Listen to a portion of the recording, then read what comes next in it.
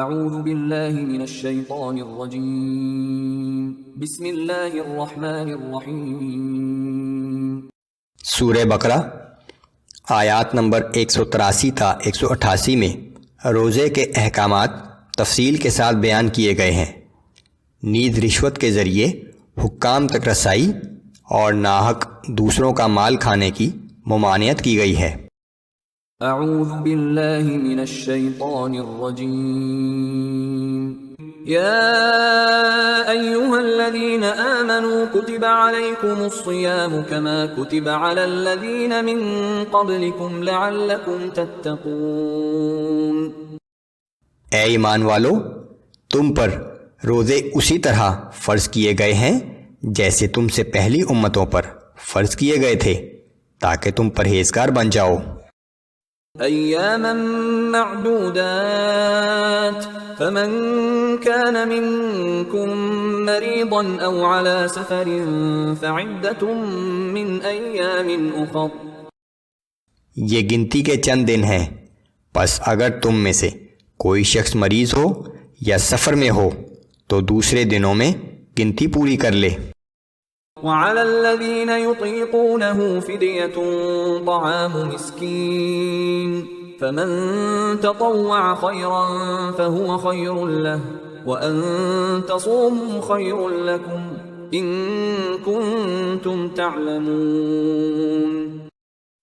اور جو مریض یا مسافر ایک مسکین کو کھانا کھلانے کی طاقت رکھتے ہوں ان کے ذمہ ایک مسکین کے کھانے کا فدیہ ہے۔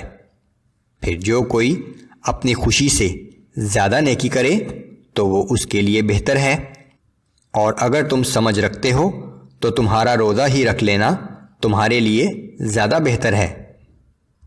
یہ ابتدائی احکام تھے جس میں مریض اور مسافروں کو یہ سہولت تھی کہ بعد میں روزے رکھنے کے بجائے وہ مسکین کے کھانے کی شکل میں ان کا فدیہ ادا کر دے، لیکن اگلی آیات جو تقریباً 1 سال کے بعد نازل ہوئیں اس میں یہ فدیہ کی اجازت منسوخ کر دی گئی۔ شهر رمضان الذي أنزل فيه القرآن هدى للناس وبينات من الهدى والفرقان فمن شهد منكم الشهر فليصم۔ ماہ رمضان وہ مہینہ ہے جس میں قرآن نازل کیا گیا ہے جو لوگوں کے لیے ہدایت ہے اور ایسی واضح تعلیمات پر مشتمل ہے جس میں لوگوں کے لیے رہنمائی اور حق و باطل کا فرق صاف ظاہر کرنے والی کھلی نشانیاں ہیں۔ لہٰذا اب تم میں سے جو کوئی اس مہینے کو پائے تو وہ اس کے روزے ضرور رکھے۔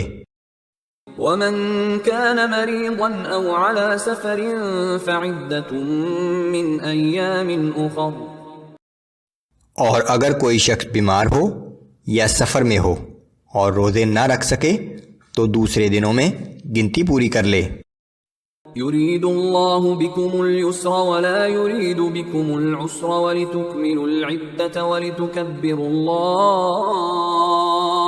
ولتكبروا الله على ما هداكم ولعلكم تشكرون۔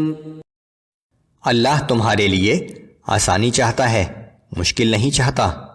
یہ رعایت کے احکام اس لیے دیے گئے ہیں تاکہ تم گنتی پوری کر سکو، اور اس لیے کہ اس نے تمہیں جو ہدایت عطا کی ہے اس پر اللہ کی کبریائی کا اعتراف کرو اور اس کے شکر گزار بندے بن جاؤ۔ وَإِذَا سَأَلَكَ عِبَادِي عَنِّي فَإِنِّي قَرِيبٌ أُجِيبُ دَعْوَةَ الدَّاعِ إِذَا دَعَانِ فَلْيَسْتَجِيبُوا لِي وَلْيُؤْمِنُوا بِي لَعَلَّهُمْ يَرْشُدُونَ۔ اور اے پیغمبر صلی اللہ علیہ وآلہ وسلم، جب میرے بندے آپ سے میرے متعلق سوال کریں تو انہیں بتا دیں کہ میں ان کے قریب ہی ہوں۔ جب بھی کوئی شخص مجھے پکارتا ہے میں اس کی پکار کو سنتا ہوں اور اس کو جواب دیتا ہوں، لہٰذا انہیں بھی چاہیے کہ میری فرما برداری کریں اور صرف مجھی پر ایمان لائیں تاکہ وہ ہدایت پا جائیں۔ أحل لكم ليلة الصيام الرفث إلى نسائكم هن لباس لكم وأنتم لباس لهن. تمہارے لیے ماہ رمضان کی راتوں میں اپنی بیویوں کے پاس جانا حلال کر دیا گیا ہے، وہ تمہارا لباس ہیں اور تم ان کا لباس ہو۔ علم الله أنكم كنتم تختانون أنفسكم فتاب عليكم وعفى عنكم۔ اللہ کو معلوم ہے کہ اس معاملے میں تم لوگ اپنے آپ سے خیانت کر رہے تھے، سو اس نے تم پر نظر کرم فرمائی اور تمہیں معاف فرما دیا۔ فالآن باشروهن وابتغوا ما كتب الله لكم وكلوا واشربوا حتى يتبين لكم الخيط الأبيض من الخيط الأسود من الفجر ثم أتموا الصيام إلى الليل۔ پس اب تم ان سے مباشرت کر لیا کرو اور جو اللہ نے تمہارے لیے لکھ دیا ہے چاہا کرو، اور کھاؤ اور پیو یہاں تک کہ صبح صادق کی سفید دھاری رات کی سیاہ دھاری سے الگ ہو کر نمایاں ہو جائے، پھر رات تک روزے کو پورا کر لیا کرو۔ ولا تباشروهن وأنتم عاكفون في المساجد تلك حدود الله فلا تقربوها كذلك يبين الله آياته للناس لعلهم يتقون۔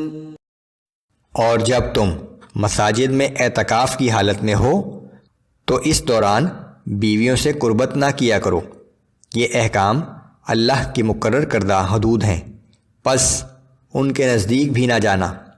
اسی طرح اللہ لوگوں کے لیے اپنے احکام بیان فرماتا ہے تاکہ وہ خلاف ورزی سے بچیں۔ ولا تأكلوا أموالكم بينكم بالباطل وتدلوا بها إلى الحكام لتأكلوا فريقا من أموال الناس بالإثم وأنتم تعلمون۔